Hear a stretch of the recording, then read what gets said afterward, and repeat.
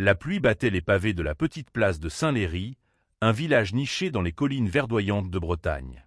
Claire, trempée jusqu'aux os, serrait un paquet d'affiches contre sa poitrine, comme si elle pouvait la protéger du froid et des regards qui la transperçaient. « Vous n'avez pas honte » cria une voix aigre, brisant le silence oppressant de la foule rassemblée sous les auvents. Claire releva la tête, ses yeux vers l'encens des éclairs. À ses côtés, Sogine, sa compagne, posa une main ferme sur son épaule, un geste qui disait « Nous sommes plus fortes que ça ». Elles étaient venues ce matin-là pour annoncer la création de leur association, Arc-en-Ciel, un refuge pour les couples lesbiens dans une région où la tradition pesait plus lourd que l'ouverture d'esprit. Mais le village, avec ses maisons de pierre et ses murmures, leur réservait un accueil bien plus cruel qu'elles ne l'avaient imaginé. Tout avait commencé 3 mois plus tôt, dans l'appartement qu'elle partageait au-dessus de la boulangerie de Madame Lefebvre. Claire, 28 ans, était née à Saint-Léry. Fille d'un libraire et d'une infirmière, elle avait grandi entre les pages des romans et les odeurs d'iode de l'Atlantique. Elle avait toujours su qu'elle aimait les femmes, mais le dire à voix haute dans ce village était une autre affaire. Sogine, elle, venait de Séoul. À 30 ans, elle avait fui une famille conservatrice et une société où son amour pour les femmes était un secret qu'elle portait comme une blessure. Leur rencontre, 1 an plus tôt à Paris lors d'un festival de littérature, avait été un coup de foudre. Claire avait été captivée par le rire discret mais éclatant de Sogine, et Sogine par la fougue avec laquelle Claire parlait de justice et d'égalité. « On ne peut pas continuer à se cacher », avait dit Claire un soir, alors qu'elle partageait une bouteille de vin rouge sur leur petit balcon. « Les gens comme nous méritent un espace, un endroit où ils peuvent être eux-mêmes. » Sogine avait hoché la tête, mais une ombre passait dans ses yeux sombres. Elle connaissait trop bien le prix de la visibilité dans une société rigide. En Corée, elle avait vu des amis ostracisés, des carrières brisées, des familles déchirées. Pourtant, l'enthousiasme de Claire était contagieux. Ensemble, elles avaient rêvé d'Arc-en-Ciel, une association qui organiserait des rencontres, des ateliers, et offrirait un soutien aux femmes comme elles, dans ce coin reculé de France où l'on parlait encore des mœurs modernes avec méfiance. Leur première étape fut de rédiger une charte. Claire passa des nuits entières à taper sur son vieux ordinateur, choisissant chaque mot avec soin. Sogine, plus réservée, apportait des idées précises, inspirées des mouvements qu'elle avait suivis à Séoul. Elle voulait que l'association soit un pont entre leurs 2 cultures, un symbole d'amour universel. Elles imprimèrent des affiches colorées, ornées d'un arc-en-ciel discret mais fier, et décidèrent de les placarder dans le village pour annoncer une réunion publique. Mais Saint-Léry n'était pas prêt. Le matin où elles descendirent sur la place, armées de leur courage et de leurs affiches, une petite foule les attendait. Madame Lefebvre, la boulangère, fut la première à parler. « Vous pensez que c'est un endroit pour vos idées de Paris » lança-t-elle, les bras croisés. À ses côtés, Monsieur Dubois, le boucher, renchérit, vous troublez la paix du village. Claire sentit son cœur se serrer. Ces gens l'avaient vu grandir, avaient acheté des livres à son père, l'avaient félicité pour ses études. Et maintenant, ils la regardaient comme une étrangère. Sogine, habituée à la désapprobation silencieuse de sa propre culture, murmura à Claire, « Ne les laisse pas te briser ». Mais les mots suivants furent plus durs à encaisser. Une voix anonyme cria, « Rentrez chez vous, les étrangères ».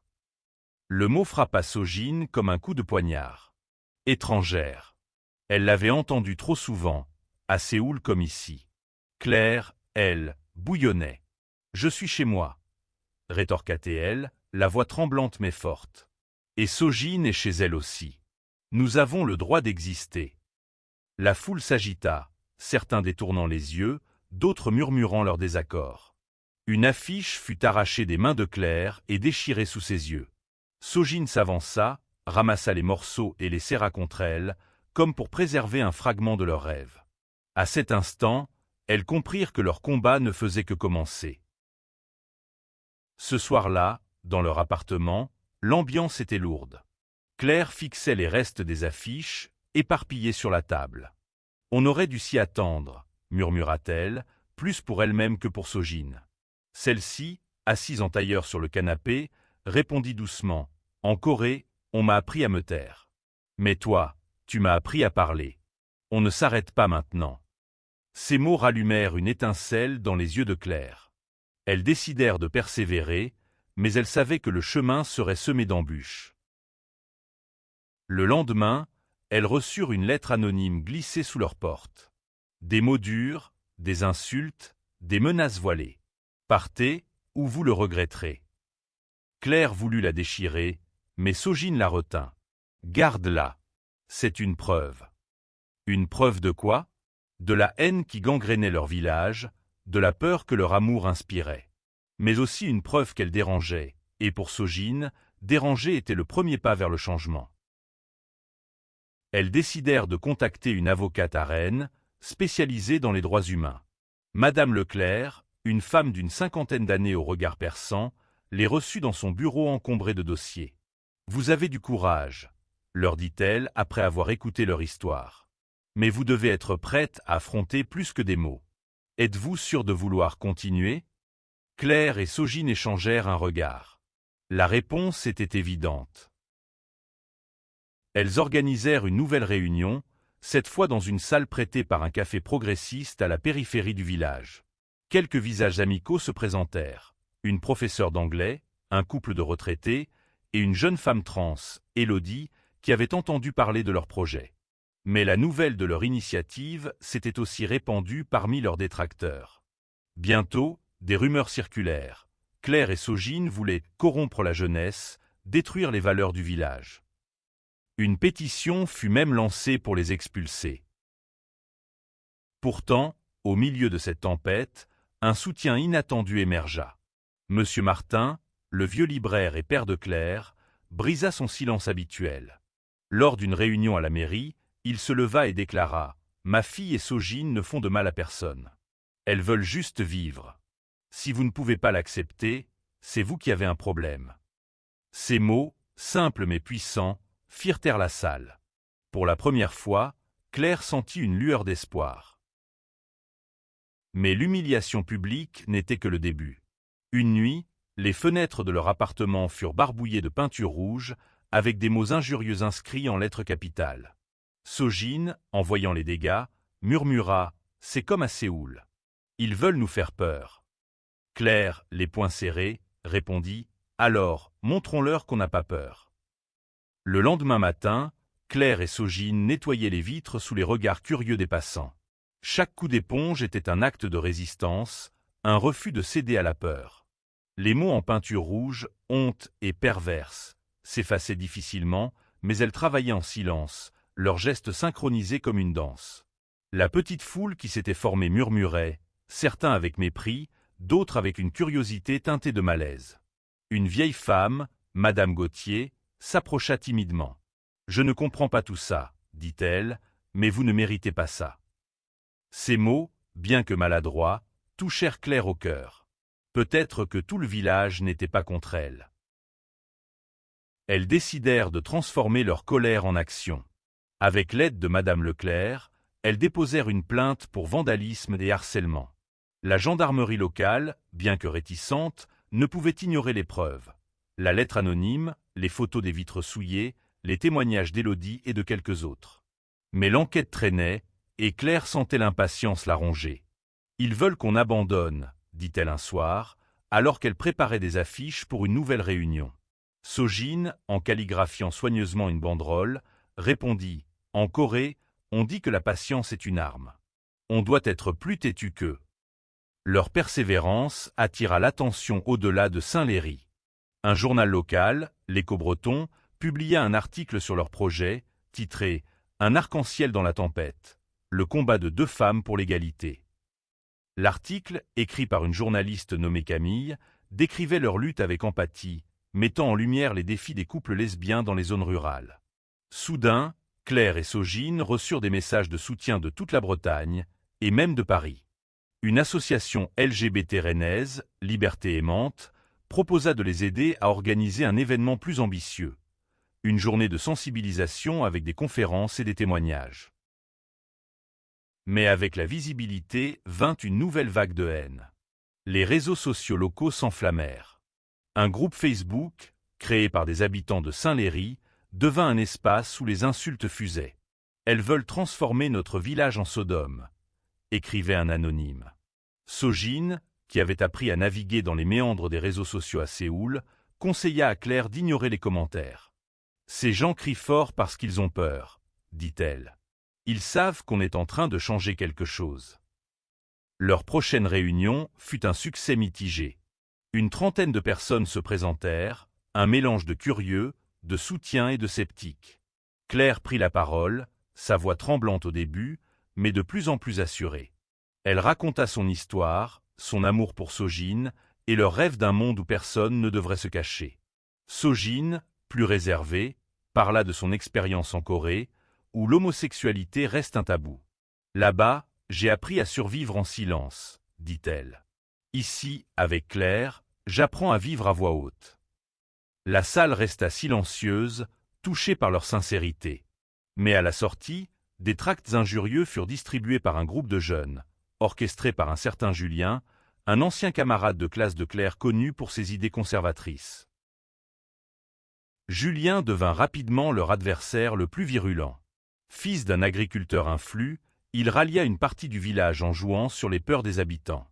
Lors d'une réunion publique à la mairie, il brandit une pétition signée par 200 personnes exigeant l'interdiction de l'association Arc-en-Ciel. « Ce n'est pas contre vous personnellement, » dit-il, son regard évitant celui de Claire. « Mais notre village a des valeurs. Vous les menacez. » Claire sentit la colère monter, mais ce fut Sojin qui répondit, d'une voix calme mais tranchante, « Vos valeurs excluent des gens qui s'aiment. Ce ne sont pas des valeurs, c'est de la peur. » Leur courage inspira d'autres à sortir du silence. Élodie, la jeune femme trans, partagea son histoire lors d'une réunion suivante. Elle parla des années passées à cacher qui elle était, de la douleur de se sentir rejetée par sa propre communauté. Son témoignage émut plusieurs personnes, y compris Madame Lefebvre, la boulangère, qui s'excusa maladroitement auprès de Claire. « J'ai eu tort, » murmura-t-elle. « Je ne savais pas ce que ça représentait pour vous. » Mais les victoires étaient fragiles. Une nuit, la salle du café où elles organisaient leur réunion fut vandalisée. Les chaises furent renversées, les murs couverts de graffitis haineux. Claire, en découvrant le désastre, sentit les larmes monter. Sojin, toujours pragmatique, prit des photos pour la police et murmura « Il pense que ça nous arrêtera. » Il se trompe. Elles décidèrent de riposter avec une idée audacieuse, organiser une marche dans les rues de Saint-Léry. Une marche pour l'amour, pour la visibilité, pour le droit d'exister. Avec l'aide de Liberté aimante et de quelques alliés locaux, elles préparèrent l'événement en secret, craignant les représailles. Camille, la journaliste, promit de couvrir l'événement, et des associations de Rennes annoncèrent leur présence. Mais Julien et ses partisans ne restaient pas inactifs. Des rumeurs circulaient. Ils préparaient une contre-manifestation, déterminés à étouffer la voix de Claire et Sojin. La semaine précédant la marche fut un tourbillon d'émotions. Claire et Sojin passaient leur journée à coordonner avec leurs alliés, à répondre aux messages de soutien et à ignorer les menaces qui continuaient d'arriver, par courrier ou sur les réseaux sociaux. Chaque mot de haine renforçait leur détermination, mais il usait aussi leurs nerfs. Une nuit, Claire se réveilla en sursaut, hantée par un cauchemar où la foule les chassait du village. Sojin, sentant son agitation, la serra dans ses bras. « On est ensemble, » murmura-t-elle. « C'est tout ce qui compte. » Le jour de la marche, le ciel était clair, une rare journée ensoleillée pour octobre en Bretagne.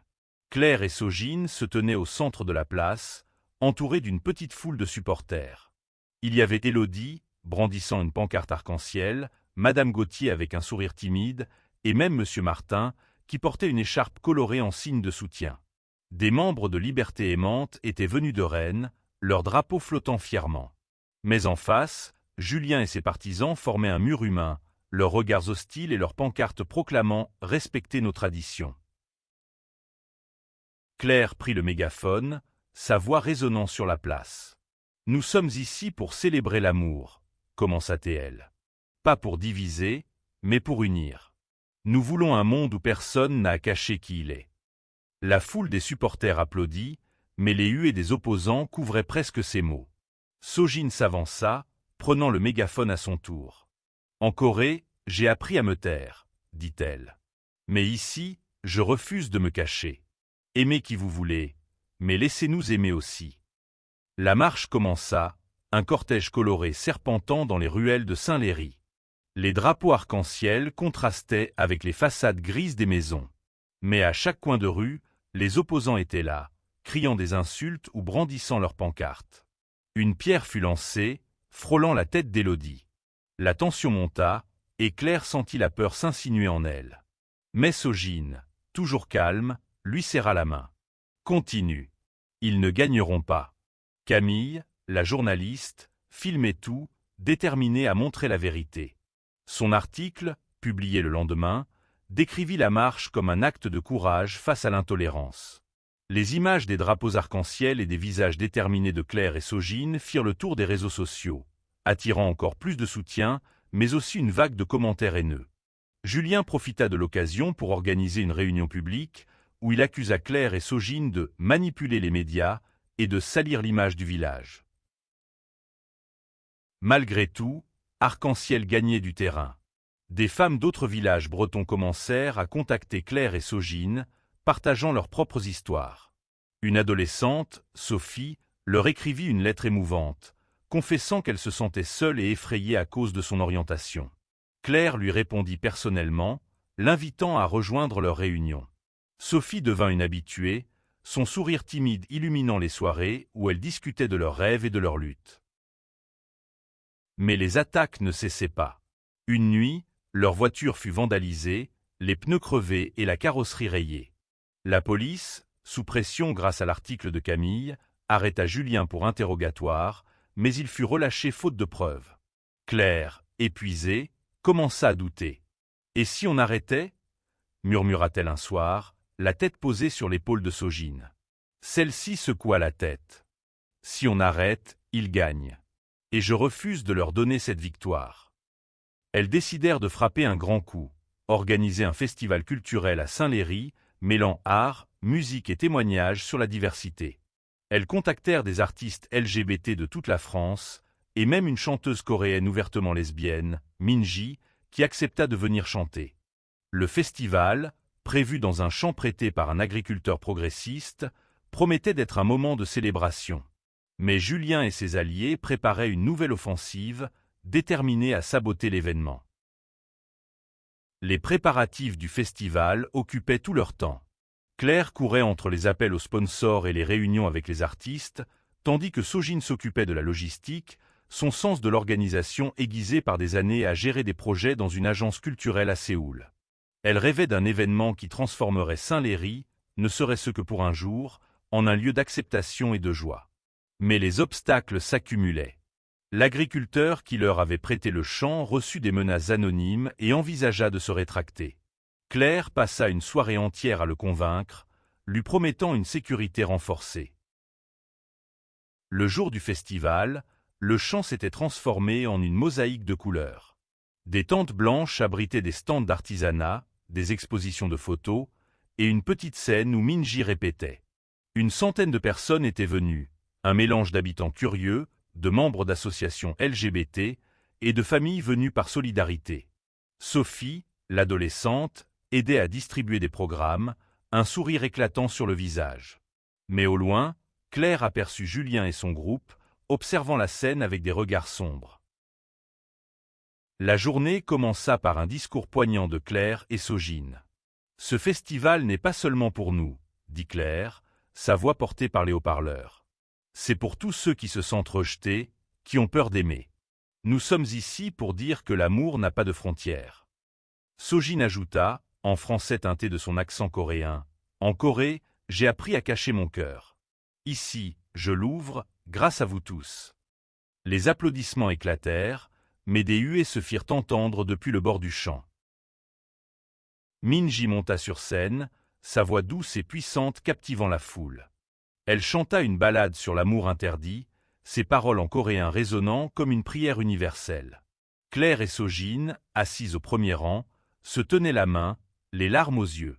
Mais leur moment de paix fut interrompu. Une bagarre éclata près d'un stand, où des partisans de Julien avaient tenté de déchirer des affiches. La sécurité intervint, mais l'incident laissa une ombre sur la journée. Camille, toujours présente, interviewa Claire et Sogine après l'incident. « Pourquoi continuer face à tant d'hostilité ?» demanda-t-elle. Claire répondit « Parce que chaque personne qui nous rejoint, chaque sourire, chaque main tendue, ça vaut tout l'or du monde. » Sogine ajouta « En Corée, j'ai vu des gens abandonnés. Ici, je veux montrer qu'on peut gagner. » Le festival se termina sur une note d'espoir, avec une danse collective sous les étoiles. Mais le lendemain, les réseaux sociaux s'enflammèrent à nouveau. Julien posta une vidéo dénonçant le festival comme une provocation. La vidéo devint virale, attirant l'attention de groupes conservateurs de toute la France. Claire et Sogine reçurent des menaces de mort par email, certaines si précises qu'elles durent renforcer la sécurité de leur appartement. Elles décidèrent de contre-attaquer en organisant une campagne de sensibilisation dans les écoles locales. Avec l'aide d'Élodie et de Madame Leclerc, elles préparèrent des ateliers sur la diversité et l'inclusion. Mais plusieurs écoles refusèrent, sous la pression des parents d'élèves influencés par Julien. Une seule école, dirigée par une directrice progressiste, Madame Dubois, accepta. L'atelier fut un succès, avec des élèves posant des questions sincères et touchantes. Sophie, présente, murmura à Claire, « Vous m'avez donné le courage d'être moi-même. » Mais la victoire fut de courte durée. Une manifestation anti-LGBT, organisée par Julien, eut lieu devant la mairie, attirant des groupes d'extrémistes de l'extérieur. Claire et Sogine, observant depuis leur balcon, sentirent leur cœur se serrer. La foule scandait des slogans haineux, et une pancarte montrait leur visage barré de rouge. « Ils ne s'arrêteront pas », murmura Claire. Sogine, les yeux brillants de détermination, répondit « Alors, nous non plus. » Les semaines suivantes furent un test d'endurance. Chaque pas en avant semblait suivi de 2 pas en arrière. Claire et Sogine continuaient d'organiser des réunions pour Arc-en-Ciel, mais la peur s'était installée. Certains membres, intimidés par les menaces, cessèrent de venir. Élodie, toujours fidèle, proposa de créer un réseau en ligne pour maintenir le lien avec ceux qui avaient peur de se montrer. « On ne peut pas les laisser nous réduire au silence », dit-elle, son regard déterminé rappelant à Claire pourquoi elle se battait. Un soir, alors qu'elle rentrait d'une réunion à Rennes, leur voiture fut suivie par une camionnette sombre. Claire, au volant, sentit son cœur s'accélérer. Sogine, calme mais alerte, lui dit de rester sur les routes principales. La camionnette finit par disparaître, mais l'incident les secoua profondément. Elles décidèrent de contacter la police à nouveau, mais l'agent qui les reçut, un homme proche de la famille de Julien, minimisa l'affaire. « Vous provoquez, vous récoltez », dit-il avec un haussement d'épaule. Ce fut Madame Leclerc qui leur conseilla de porter leur combat sur une scène plus large. « Vous devez montrer que vous n'êtes pas seuls », dit-elle. Elle les mit en contact avec une organisation nationale, Amour sans frontières, qui les invita à témoigner lors d'une conférence à Paris. Claire et Sogine préparèrent leur discours avec soin, mêlant leurs expériences personnelles à leur vision pour Arc-en-Ciel. À Paris, elles furent accueillies par une foule chaleureuse, des gens qui les applaudirent et les remercièrent pour leur courage. Pour la première fois, Sogine sentit qu'elle pouvait respirer librement, loin des regards oppressants de Saint-Léry. Mais le retour au village fut brutal. Julien avait organisé une nouvelle pétition, cette fois pour interdire leurs réunions dans les lieux publics. La mairie, sous pression, envisageait de leur retirer l'accès à la salle du café. Claire, épuisée, sentit le désespoir l'envahir. « Peut-être qu'on devrait partir », murmura-t-elle un soir, alors qu'elles étaient assises sur leur balcon. Sogine, qui tricotait une écharpe aux couleurs de l'arc-en-ciel, posa ses aiguilles. « Partir, c'est leur donner raison. Et je ne veux pas leur donner raison. » Elles décidèrent de riposter avec une nouvelle stratégie, inviter les habitants à un dialogue ouvert. Elles organisèrent une soirée dans le café, avec du thé, du café et des pâtisseries, dans une ambiance volontairement chaleureuse. À leur surprise, plusieurs habitants vinrent, dont Madame Lefebvre et Monsieur Dubois, le boucher. La discussion fut tendue mais honnête. Madame Lefebvre avoua « J'avais peur de ce que je ne comprenais pas. Mais vous êtes des gens bien. » Monsieur Dubois, plus bourru, ajouta « Je ne suis pas d'accord avec tout, mais je ne veux pas de violence dans mon village. » Ce moment de dialogue marqua un tournant. Quelques habitants commencèrent à changer d'avis, touchés par la sincérité de Claire et Sogine. Mais Julien et ses alliés ne désarmaient pas. Une rumeur circula. Ils préparaient une action spectaculaire pour discréditer Arc-en-Ciel une fois pour toutes. Claire et Sogine, averties par Élodie, décidèrent de rester vigilantes. Elles renforcèrent la sécurité de leurs événements et commencèrent à enregistrer leurs réunions pour avoir des preuves en cas de problème. Un soir, alors qu'elle rangeait après une réunion, Sophie arriva en courant, le visage blême. « Il prépare quelque chose pour demain, » dit-elle, essoufflée. J'ai entendu Julien parler d'une « surprise » à la mairie. Claire et Sogine échangèrent un regard inquiet. Elles savaient que le combat atteignait son paroxysme. Le lendemain, la mairie était bondée. Julien avait convoqué une réunion publique pour protéger les valeurs de Saint-Léry. Claire et Sogine, accompagnées d'Élodie, de Madame Leclerc et de quelques alliés, décidèrent de s'y rendre, prêtes à affronter l'hostilité. La salle était divisée. D'un côté, les partisans de Julien, bruyants et confiants. De l'autre, un petit groupe de soutien, dont M. Martin et Madame Gauthier, tenant bon malgré les regards. Julien monta sur l'estrade, brandissant un dossier qu'il prétendait rempli de « preuves » contre Arc-en-Ciel. « Ces femmes veulent détruire notre communauté », lança-t-il, déclenchant des applaudissements parmi ses partisans. Il accusa Claire et Sogine de manipuler les jeunes, de provoquer des troubles et même de violer les lois locales. Mais ces accusations étaient vagues, et Madame Leclerc, avec son calme d'avocate, demanda à voir les preuves. Julien bafouilla, incapable de produire quoi que ce soit de concret. Ce fut alors que Claire prit la parole, sans demander la permission. « Vous parlez de valeurs, » dit-elle, sa voix claire résonnant dans la salle. « Mais quelles valeurs? Celles qui divisent, qui excluent, qui blessent. Nous défendons l'amour, l'égalité, le droit d'exister.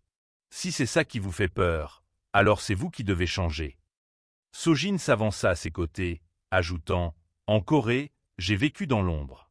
Ici, je veux vivre dans la lumière, avec Claire. Et personne ne nous enlèvera ça. » Un silence lourd suivit, brisé par les applaudissements de leurs alliés. Mais ce qui changea la donne fut l'intervention de Sophie. L'adolescente, tremblante mais déterminée, monta sur l'estrade. « Je suis lesbienne, » dit-elle, sa voix brisant le silence. « Et grâce à Claire et Sogine, je n'ai plus honte de le dire. » Ces mots, simples mais puissants, firent vaciller la salle. Madame Lefebvre se mit à pleurer, et même M. Dubois baissa les yeux. Julien tenta de reprendre la parole, mais la dynamique avait changé. Plusieurs habitants, touchés par le courage de Sophie, commencèrent à poser des questions. « Pourquoi tant de haine ?» demanda Madame Gauthier. « Ce sont nos voisins, nos amis. » Pour la première fois, Julien sembla perdre pied. La réunion marqua un tournant. Si les tensions persistaient, une partie du village commença à voir Claire et Sogine différemment. Arc-en-Ciel gagna de nouveaux membres et les réunions devinrent plus fréquentes, plus ouvertes. Mais Julien n'avait pas dit son dernier mot. Une semaine plus tard, une fausse rumeur circula, accusant Claire et Sogine d'avoir détourné des fonds pour leur association. Bien que fausse, la rumeur fit des dégâts et certains de leurs soutiens commencèrent à douter. Elles décidèrent de répondre par la transparence. Avec l'aide de Madame Leclerc, elles publièrent un rapport détaillé sur leurs finances, prouvant que chaque centime venait de dons ou de leurs propres économies. Camille, la journaliste, écrivit un nouvel article dénonçant la campagne de diffamation. Lentement, la vérité reprit le dessus, mais le combat avait laissé des cicatrices. Un an après leur première affiche placardée sur la place de Saint-Léry, Claire et Sogine se tenaient à nouveau devant une foule, mais cette fois, l'atmosphère était différente. Arc-en-Ciel fêtait son premier anniversaire dans le même champ où elles avaient organisé leur festival. Des drapeaux arc-en-ciel flottaient doucement dans la brise et des rires remplissaient l'air. Sophie, désormais une membre active de l'association, animait un atelier de poésie, tandis qu'Élodie discutait avec un groupe de nouveaux venus. Madame Lefebvre avait apporté des pâtisseries, et même M. Dubois était là, un peu mal à l'aise mais présent. Julien, lui, avait perdu de son influence. Après la réunion à la mairie, plusieurs de ses partisans s'étaient retirés, gênés par ses méthodes. Il vivait toujours à Saint-Léry, mais ses provocations avaient moins d'écho. La vérité, portée par Claire et Sogine, avait fini par percer. Le discours de clôture fut donné par Claire, sa voix empreinte d'émotion. « Il y a 1 an, nous avons cru que nous perdrions tout, » dit-elle. « Mais vous tous ici, vous nous avez montré que l'amour est plus fort que la haine. » Sogine, à ses côtés, ajouta « En Corée, on m'a appris à me taire. Ici, j'ai appris à chanter. Merci de nous avoir donné une voix. » Le festival se termina par une danse sous un ciel étoilé, avec Minji de retour pour une dernière chanson. Claire et Sogine dansaient ensemble, leurs mains enlacées, leurs rires mêlés. Elles savaient que le combat n'était pas terminé, que d'autres villages, d'autres pays, attendaient encore leur arc-en-ciel. Mais pour la première fois, elles se sentaient chez elles, entourées d'une communauté qu'elles avaient bâtie avec leur courage.